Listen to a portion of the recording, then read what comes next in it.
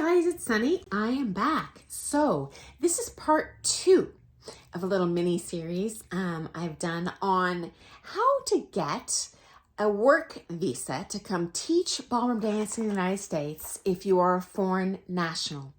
So as mentioned in my previous video, and I have the link below if you want to check that out to catch kind of my first suggestions here. I previously owned the largest ballroom dance studio in the United States, okay? And as such, I would receive emails probably once every 2 weeks from individual ballroom dancers and ballroom dance couples from around the world that were hoping to come work in the United States on a work visa, teaching ballroom dance. And as previously mentioned, there are many benefits to doing that, primarily your quality of life, your income, lower taxes, etc. But it's not easy to do, okay?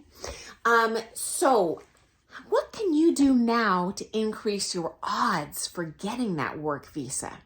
Okay, number 1, you're wasting your time if you do not speak English well. No one's going to hire you. It doesn't matter how skilled of a dancer you are. It does not matter how good of a teacher you are in your own country. You're not going to be able to book lessons here if you do not speak English well, and you can't communicate teaching and information to your students, okay? I'm just being realistic. So if you don't already speak English well, invest in English lessons, language lessons, okay? Frankly, in the United States, you will not be able to compete against lesser quality dancers who actually have a good command of the English language, because people are ultimately wanting to learn, okay, and understand, okay? And you're already going to be at a competitive disadvantage culturally. It's just going to be a little bit of a challenge you can expect initially to figure out kind of the American personality and how to curry favor with your students, because it is different in each country, okay? And I'll share a separate video, I think, on kind of other challenges you might unexpectedly encounter here if you do come on an international work visa. Again, highly recommend it, but it's not as easy as it might think. Okay, next, if you come to the United States on a work visa, your first step is you must be sponsored by a dance studio in the United States, an employer, okay? There's a couple different ways to go about this, and I'll just go into a couple of them, but I have sponsored people internationally to come here both on a work visa and as a visitor's dance visa. So either's possible. In this case, I'm talking about the work visas, okay? So that company that you apply to, you are going to have to get from them a letter of invitation that includes an approval from Homeland Security, meaning I, as the employer, need to provide that. I need to get approval. I need to get approval from the U.S. Department of Labor that says I am guaranteeing you, as the person receiving the visa, that I'm going to pay you 20% higher than the going wage here. So again, you better bring something special to the table, because I have to guarantee that high wage that I can hire someone here cheaper to do, okay? And finally, I need an approval from the U.S. Immigration Department, okay? So after I get all those things, I send that paperwork to you, and then you apply for your own work visa in your home country with your local U.S. Embassy, wherever your closest one is, okay? Now, I myself, as the employer, the very first time I applied for a international work visa for someone, it was rejected.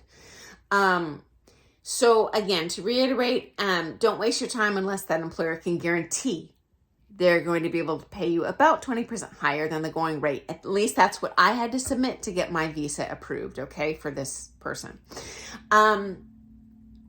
So what does this mean? Well, the downside for you is no employer is going to be chomping at the bit to pay someone more than they can pay someone else here. So you really do need to bring to the table a special skill, something that other people can't offer, okay? The good news is there are many studios hiring international couples and individuals, okay? You just need to find that sweet spot, find the right one. Look around Facebook. You can certainly send blind emails like I receive, but honestly, often I wouldn't even answer those just because I received so many, okay?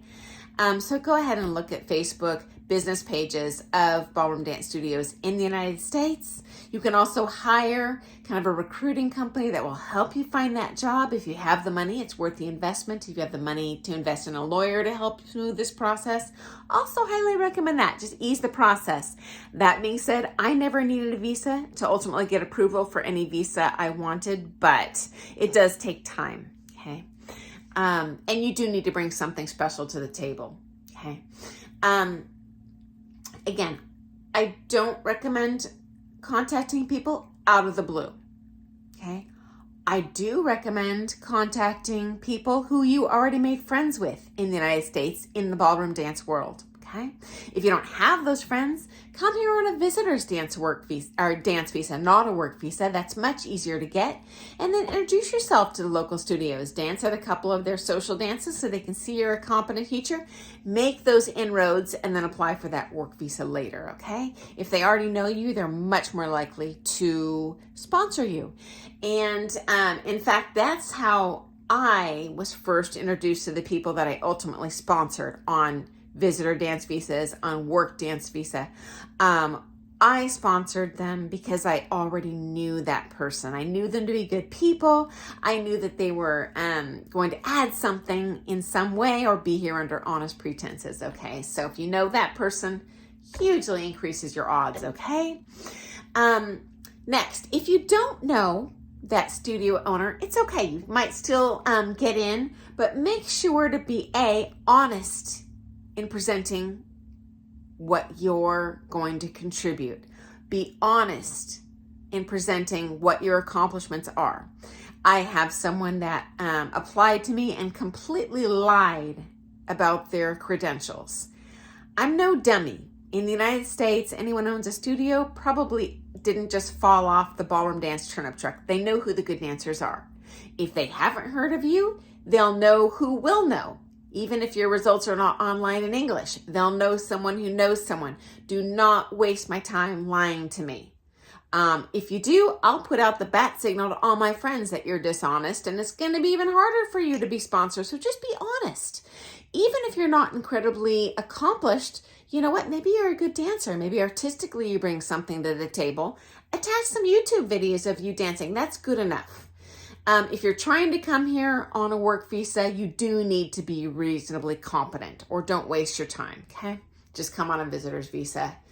And as I touched on in my first video, don't come here on a visitor's visa and then teach under the table and hide that from the government. They will find out and you will be kicked out of the country and never able to return. Who wants that? Okay, you can do it honestly.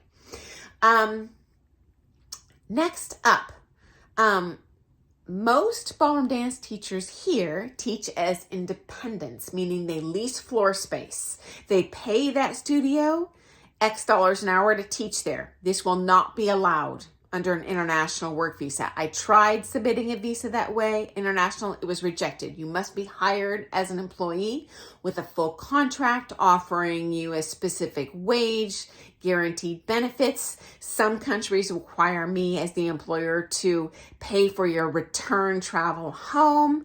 This is a big risk for the people hiring you. So again, you better bring something good to the table.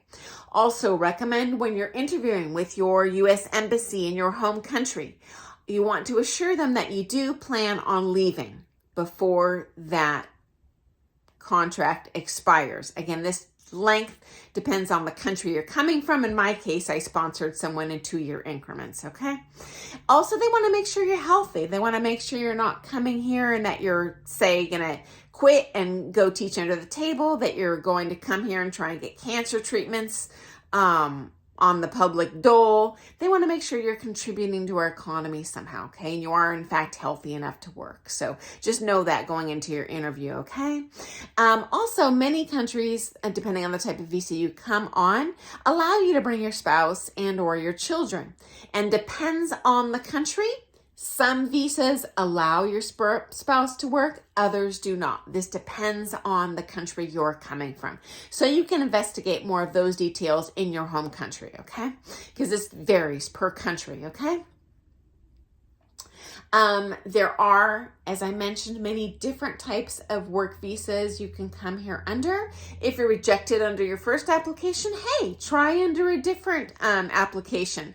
That might work. So all hope is not lost if you get rejected on that first try, okay? You can always reapply under a different work visa. So I hope this has been helpful. Again, this was probably one of the most common questions I received when I owned a ballroom dance studio. So I figure there's more people out there that still want the answers to these questions. I'm already over that 10-minute mark, so I will probably post more content on this subject because it is a hot topic and people want to know the answers. So I hope this has been helpful. If it is, I'm not monetized. Give me that thumbs up. Subscribe to my channel. I get notified every time. That makes me so excited. If you want to know more about how to get your international visa to work here, subscribe to my channel. I love seeing that. Give me a thumbs up. Okay, hope that was interesting. I'll see you soon. Bye, guys.